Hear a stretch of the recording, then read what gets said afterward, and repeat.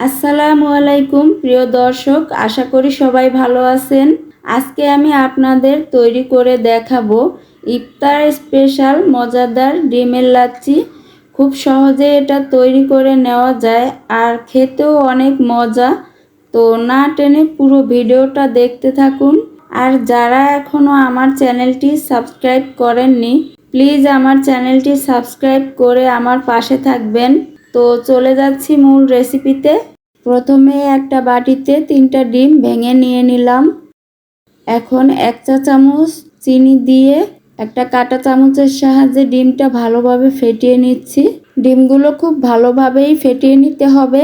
ডিমটা ফেটানো হয়ে গেছে, এখন এটা এক সাইডে সরিয়ে রাখবো। এখন চুলায় একটা প্যান বসিয়ে দিয়ে দিলাম 3 কাপ পরিমাণ গরুর দুধ, দিয়ে দিলাম একটা এলাচ একটু থেতো করে দিয়েছি, দিয়ে দিলাম 1/4 কাপ গুঁড়ো দুধ।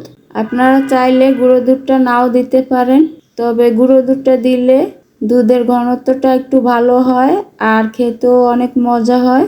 চেষ্টা করবেন সব সময় গুঁড়ো দুধটা কুসুম গরম পানি বা কুসুম গরম দুধের ভিতরে দেওয়ার, তাহলে কখনোই দলা পেকে যায় না, খুব ভালোভাবে মিশে যায়। দিয়ে দিলাম 1/3 কাপ চিনি। আমি এখানে 1/3 কাপের চেয়ে একটু কম নিয়েছি, কারণ 1 চামচ আমি আগে দিয়েছিলাম ডিমের সাথে, এজন্য 1 চামচ চিনি আমি কম নিয়েছি। এবার নেড়ে চেড়ে ভালোভাবে এলাচটা আমি এখন তুলে ফেলে দিচ্ছি।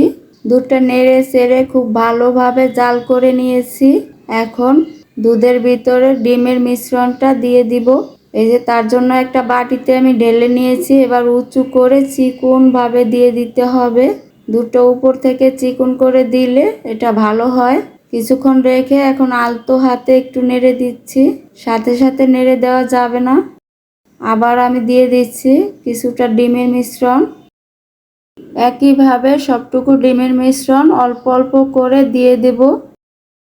এই যে সবটুকু ডিমের মিশ্রণ দিয়ে দিলাম। এবার কিছুক্ষণ অপেক্ষা করে আলতো হাতে নেড়ে চেড়ে মিশিয়ে নিচ্ছি। এখন আলতো হাতে নেড়ে চেড়ে 3-4 মিনিট রান্না করে নেব। এই যে রান্না করা হয়ে গেছে, দেখেন কতটা সুন্দর হয়েছে। কেউ বুঝতেই পারবে না যে এটা ডিমের লাচ্ছি, খেতে অসম্ভব মজার হয়। এখন একটা বাটিতে পরিবেশন করে নিয়েছি। এখন উপর থেকে কিছু কিশমিশ দিয়ে দিচ্ছি। আপনারা চাইলে বাদাম বা অন্য কোনো কিছু দিয়ে ডেকোরেশন করে নিতে পারেন। এই যে হয়ে গেল আমার ভীষণ মজার ডিমের লাচ্ছি। এটা তৈরি করে 1 ঘন্টা বা 2 ঘন্টা আগে ফ্রিজে রেখে ঠান্ডা করে খেতে পারেন ইফতারের সময়। আশা করছি আমার আজকের এই রেসিপিটা আপনাদের কাছে ভালো লেগেছে। আর ভালো লেগে থাকলে আমার চ্যানেলটি সাবস্ক্রাইব করে আমার পাশে থাকবেন। আর সবাই ভালো থাকবেন, সুস্থ থাকবেন। আল্লাহ হাফেজ।